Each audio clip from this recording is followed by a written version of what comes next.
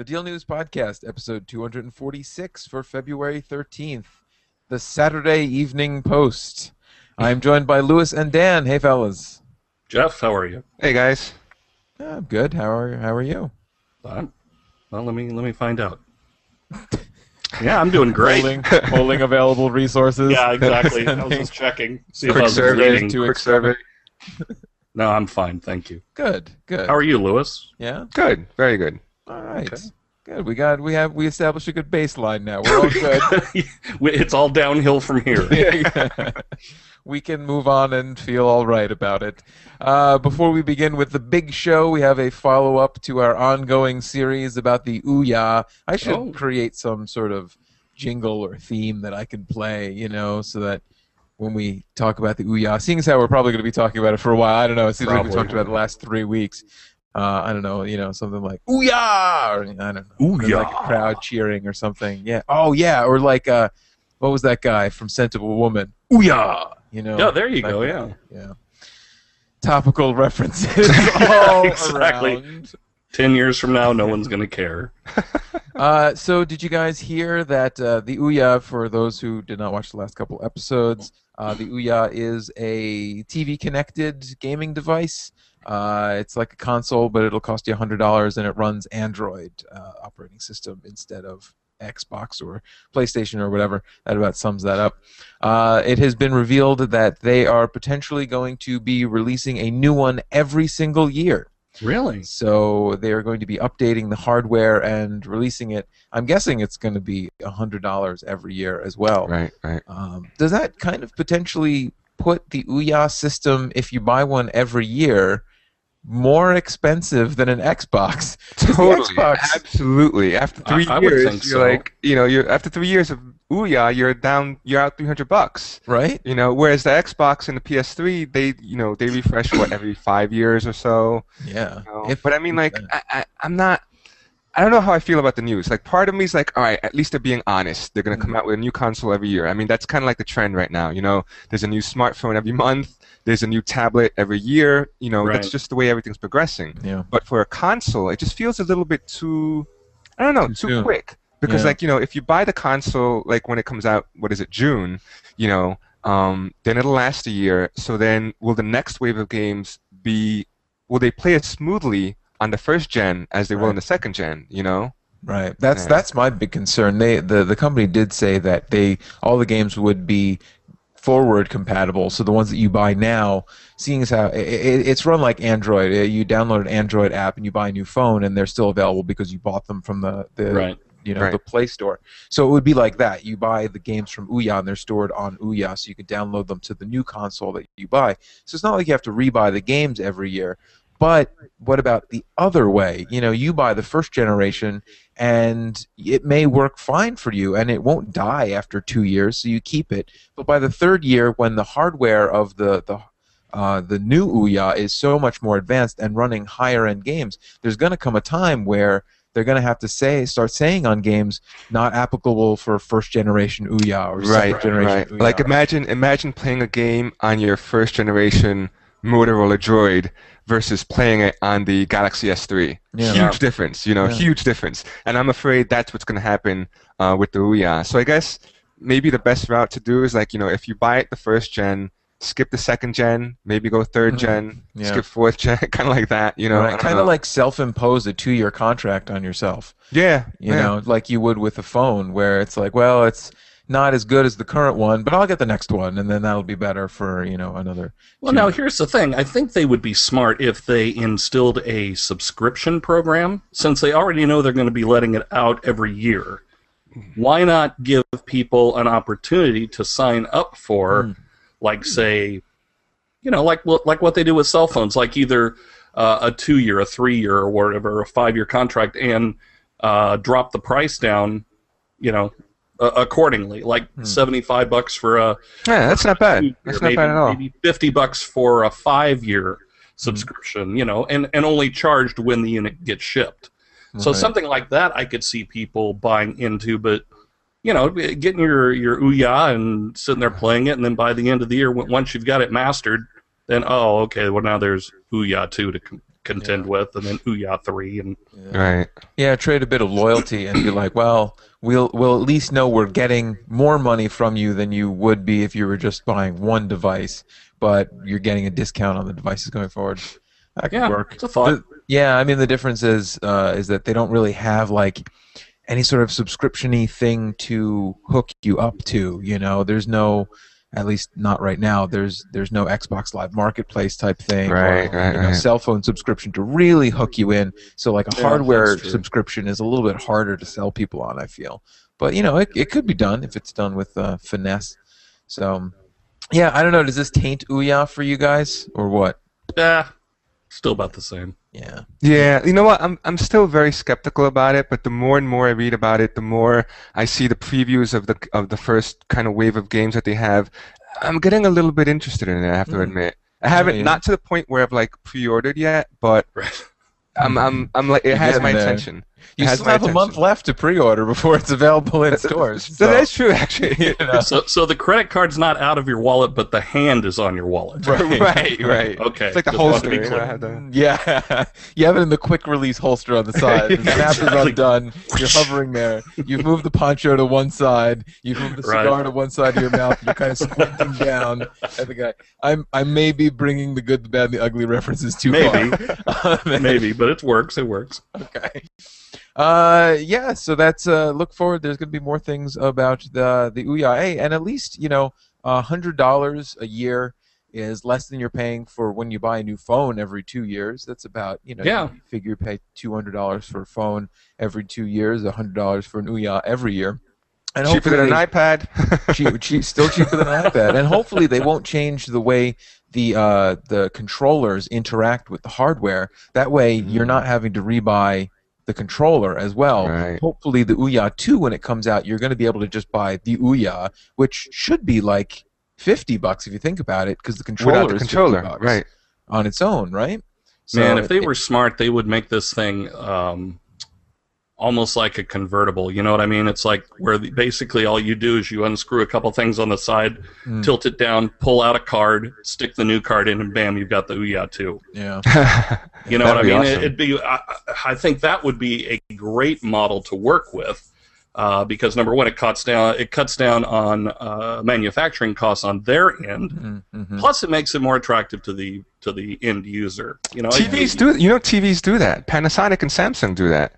Oh, really? It's called Panasonic's is called the Evolution Kit. They debuted it on last year's TVs on the 2012 lineup. And basically, what happens is, so you have your Panasonic, let's say the VT50, whatever, and you just like unscrew this little panel on the back. You take out, I guess essentially it's the processor of the TV, and you just swap in the new one, and you could go from like dual core to like quad core. Wow. Huh. Yeah. So I mean, like it's out there. The technology's out there, could be done, and yeah. you would think with this it would be a lot easier because it's going to be, I'm assuming, very close to like almost like a little media center almost. So Right. Yeah, maybe they're worried that then third-party people would start making like bootleg add-ons for it, Right, and they want to be able to control, they lose control the of it. quality, right? Yeah. How disappointing will it be if you like get one and then open it up and there's like a Raspberry Pi inside? Right, a real Raspberry Pi, slice of Raspberry Pi. Yeah, I was wondering, Yeah, the exactly. real one or the? And no wonder it doesn't run very well. It's just full of ants and spiders. All right, the big news of this week, don't know if you guys saw, of course you've seen this, everyone's been talking about it, from the lowliest of local newses to the worldliest of world blogs, is that the USPS, the United States Postal Service, has decided to halt mail delivery on Saturdays starting in September. Wow. This is their cost-cutting measure. They were in something like $15 billion in debt so far, or $16 billion loss, however long. They say this is going to save them $2 billion a year by doing this. It is not stopping all mail delivery, however. If you're going to receive a package, say from Sherry's Berries or Zappos, why did I choose Sherry's Berries first? I don't know. Or Jeff's Banana Farm. TM. That will still go through. Those will still be delivered, and the The branches will still be open, so you can go and mail packages. There just won't be regular mail service delivery on Saturdays. What do you guys think? Do you need letters on Saturday? Well, like personally, I'm asking personally. I'm not saying like, do you, the world? do I need letters on Saturday? Do people? No, I mean, unless there's something that I'm expecting from somebody, like somebody is sending me a check or something like that, and they say, yeah, it'll be there by Friday, and it doesn't show up Friday. It means I have to wait till Monday for it to maybe show up.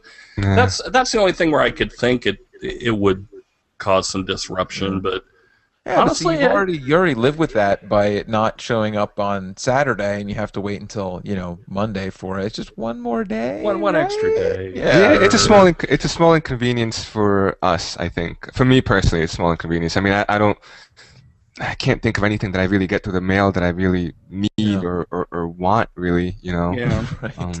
Mostly summonses and big old notification of lawsuits and things like that. Extra day to dodge the bill collector. That's fine.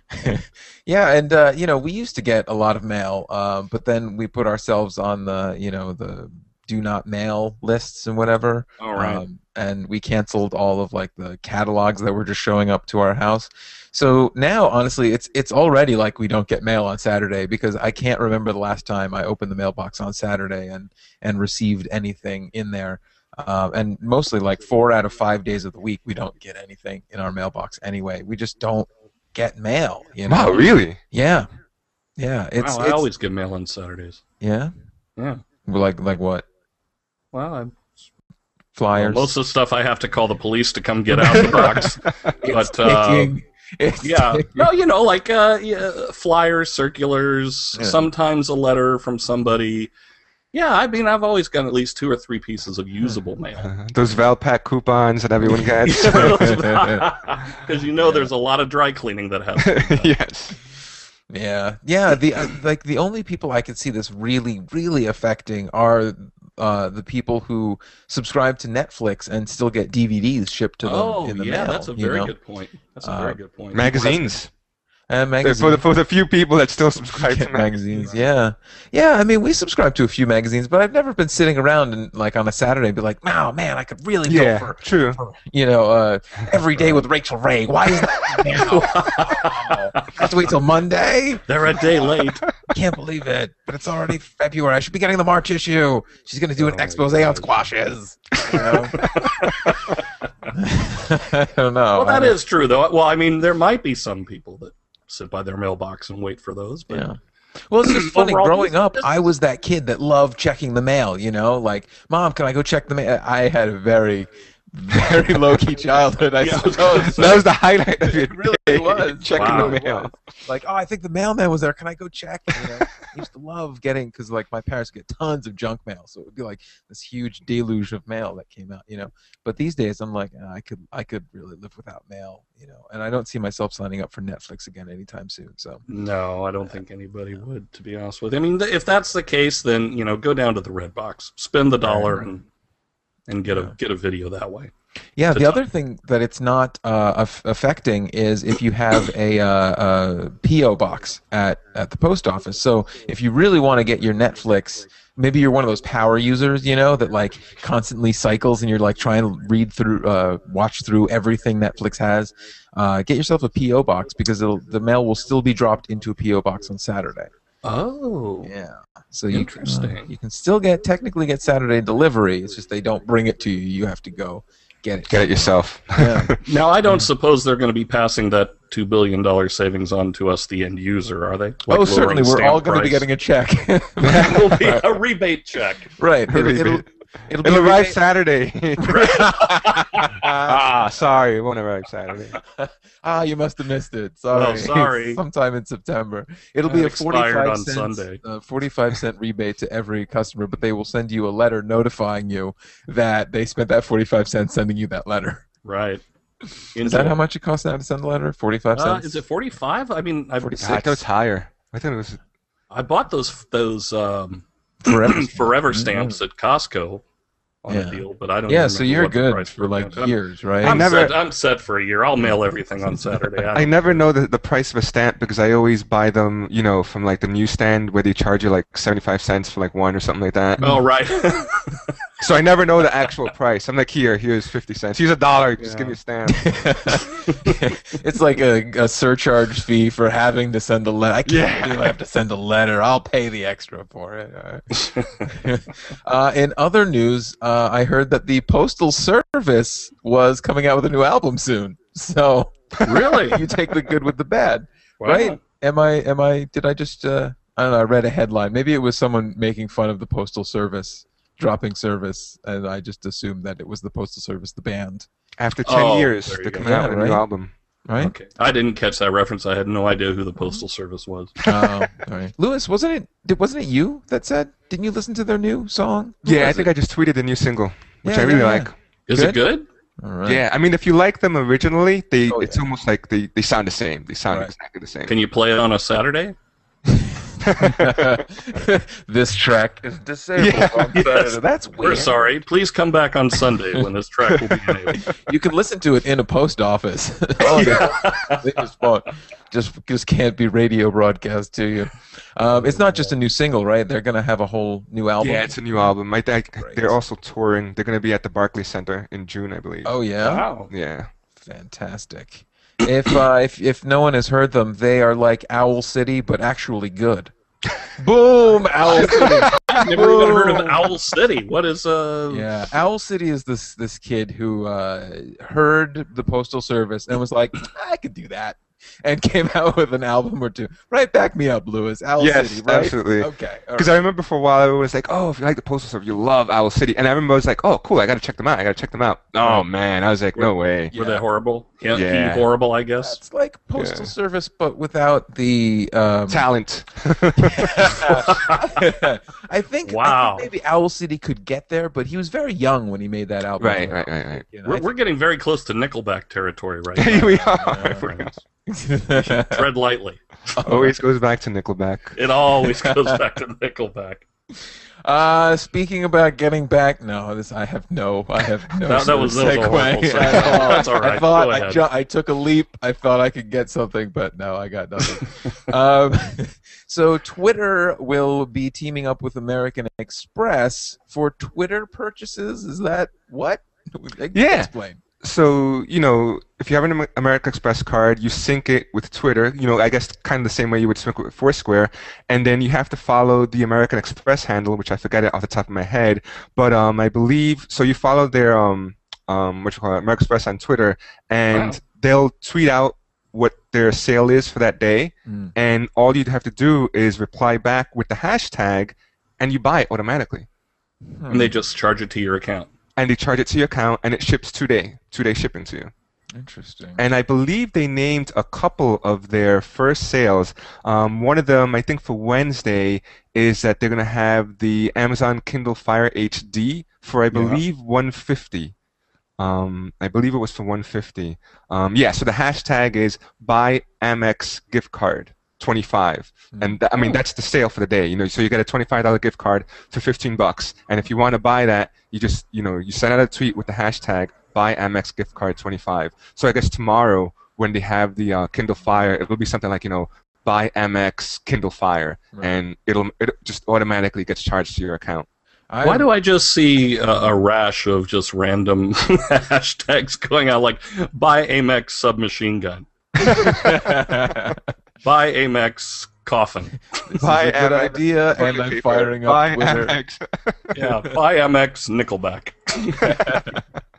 Yeah, it sounds a little scary. They do say that there's going to be also like a kind of call and response thing. So I guess I found the name. I think it's Amex Sync, SYNC. Amex That's Sync. the one you have to follow, and they're the ones that are going to tweet the thing out.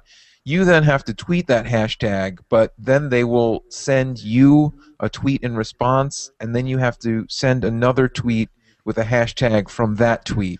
So it's really not that simple. I mean, it means it's less scary than, like, say you were making up something. I don't know, like, there could be a confluence of events where jokingly you put in a hashtag like "buy Amex car," ha ha ha, and the next thing you know, a car shows up at your There's a house Lexus in in your 2 parking days. lot.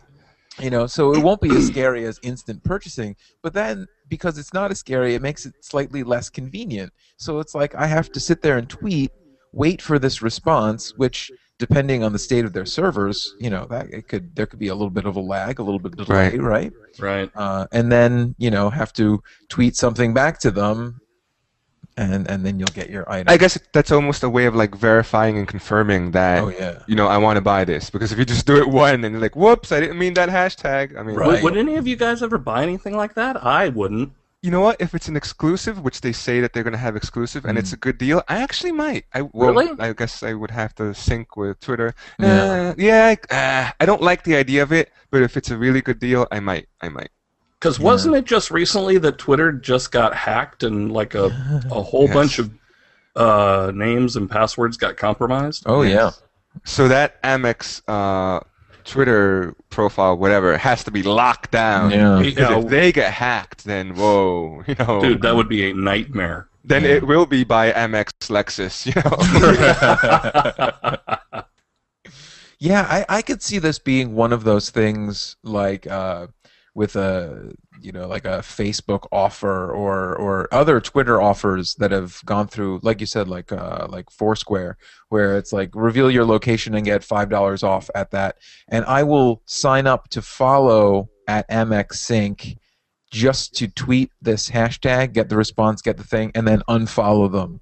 To remove myself from getting the daily notifications or whatever, because I don't know if you guys know, but I work for a deal site, and we tend to post these kinds of things, on our site. So we'll hear about them, so we don't really have to follow the account, Right. Right. So when a really good one comes along, chances are Deal News is going to let me know about it, and I'll then be able to follow them, do the back and forth, get the thing I want, and get out of there.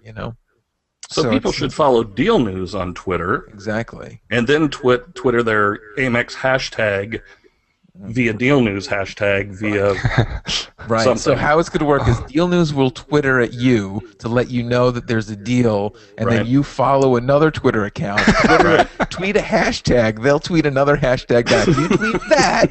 Simple. Why is it starting to sound like a chain letter right now? I don't know. It's as easy as 1, 2, 2A, 3, 3A, and 3B, 4, Exactly. 5, and 6. But the cool part is, by the time you're done, you're going to be surprised when whatever shows up because you forgot what it was you were trying to buy. I don't remember ordering this. Oh. Yeah, but it's like one of those things with like the Amazon special offers. You get a $25 gift card for $15. That's pretty good. It's signing up for and doing. It's essentially taking a daily deal and just moving it onto Twitter completely. Right. Which is kind of weird. So it'll be interesting to see if any other retailers end up doing something similar to that. Yeah. I don't think any other retailers have, because like Amex has that deal with Twitter for the back end, for the money to circulate around. I mean, other people would have to make that deal with Twitter as well, Right. But And I think I read somewhere, I could be wrong, but that Twitter's not getting any revenue from this. I don't know if that's true or not. If that's true, then wow, they kind of got screwed, Yeah, right. Yeah, no kidding. It's the greatest idea ever. Wait, what's our percent? Nothing. Nothing. Terrible. No, I'm sure they're going to get like a kickback. They have to get something, or a percentage of. Yeah, they've got to be doing. There has to be some sort of revenue stream. If not on these first couple, then down the road. Eventually. Once they start selling, like you said, the cars, the Lexuses, and whatever. Also, our next and probably last story, as we're running out of time, since Valentine's Day is coming up, I thought we would give a little bit of lip service to that holiday. I don't know if you guys have noticed this trend, but every year around February, I start seeing tons of posts that are like, here is what the internet flower shop showed me I was going to get, and here's what I actually received. Oh, it looks terrible. Has this ever happened to either of you? Have you ever ordered internet flowers and been disappointed with the results of them, or have you just thought, well, I ordered them on the internet. What was I expecting?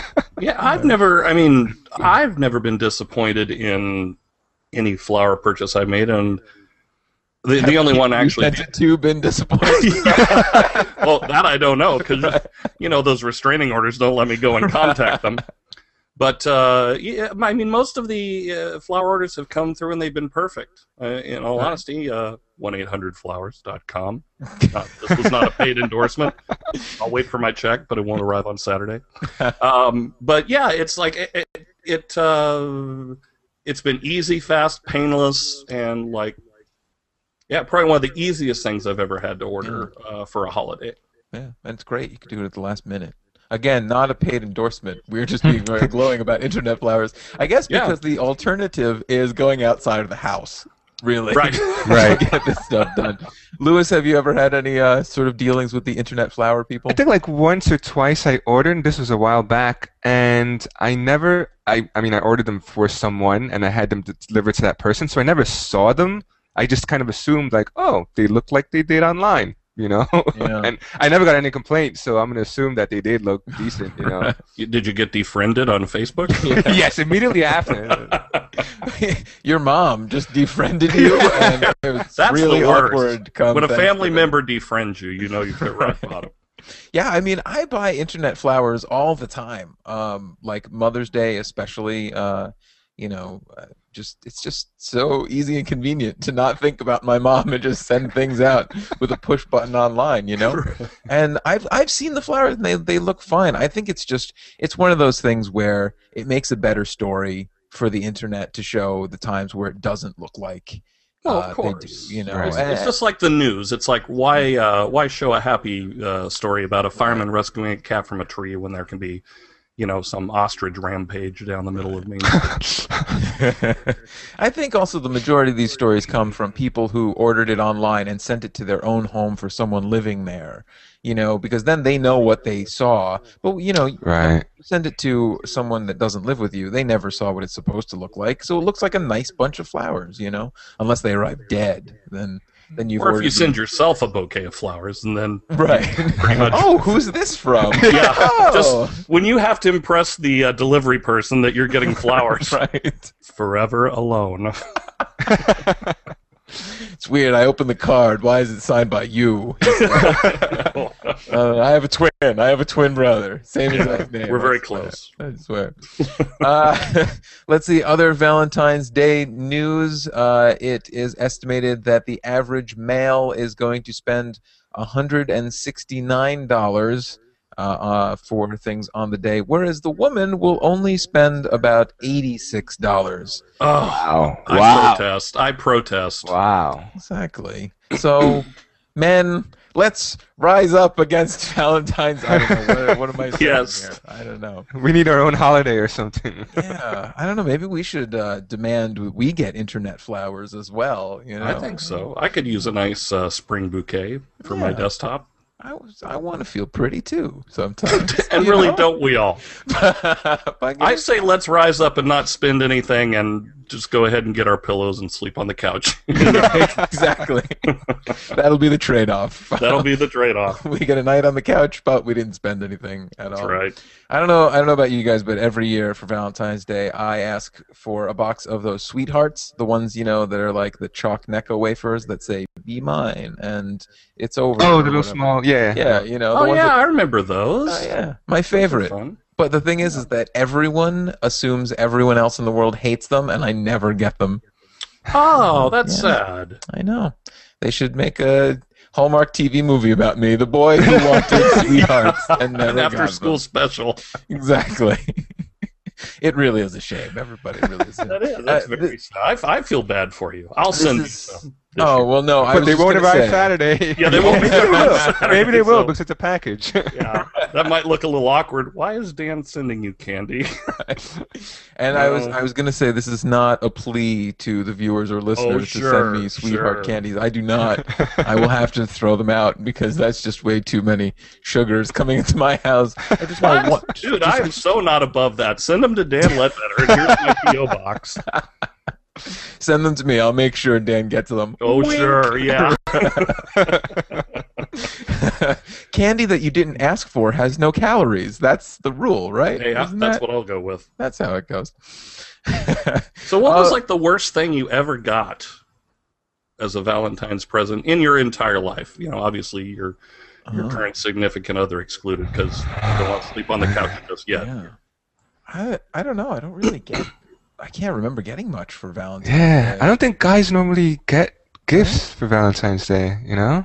Yeah. What? Do you get? Do you get gifts for Valentine's Day, Dan? Why, sure. Oh, like what? Well, I was just trying not to feel so horrible about myself. I mean, yeah, I've gotten like a card or maybe a little present or something, but not anything like huge, not like a Lexus with a bow on it. Like a Lexus. From American Express. Would you guys take flowers if someone sent you? I'm not going to send you flowers. Don't think that at anything. Yeah, I would totally take flowers. I think that's fine. I'm secure enough in my masculinity to where I would be all laughy and giddy if I got a dozen roses for Valentine's Day. Exactly. Women, open up your purses and send us all flowers. We are not above begging. 1-800-Flowers.com or FTD, or there are tons of places. Pro Flowers, tons of places. All right, well, we should go and wait for our bouquets to arrive. I want to thank you guys for joining me. This has been excellent. Yeah, thanks for having us once again. Oh, my pleasure. Listeners, for links to today's stories, Twitter feeds, blog links, and more, go to our show notes page. Also, feel free to send us feedback to podcast@dealnews.com. I'm Jeff Somogyi. Goodbye.